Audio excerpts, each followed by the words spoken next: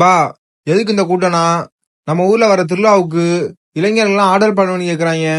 அவங்க தங்களோட கருத்தை சொல்லுங்கப்பா. ஆடல் பாடலாம் வேணாம். நம்மளோட பக்கத்து ஊரு பங்குனி தொகைக்கு ஆடல் பாட வைக்கும் போது உங்களுக்கு என்ன வச்சாங்கன்னா அங்க போய் பாரு தாத்தா? சும்மா இரு. வந்தேன் கழுத்தணிச்சு கொண்டு போனேன். வச்சாங்கன்னா மட்டும் பேங்க் வந்து பாக்குறது இப்ப வேணாம் நோனான்றது. சரி உடுப்பா, எல்லாம் பேசியாச்சு. மஞ்சள் ஆட்டம் முடிஞ்சோன்னு அன்னைக்கு சாயந்தரம் கிராமி ஆடல் பால் வச்சிடலாம். என்னது கிராமி ஆடல் பாலா? கிராமி ஆடல் பால்லாம் வேணாம். பின்ன எங்களுக்கு கிளாமரா ஆடல் பால். இங்க பொழப்பு சிரிப்பா சிரிக்குது கிளாமரா. எவ்வளவு ஆகும்னு சொல்லி ஒரு மதிப்பை சொல்லுங்க.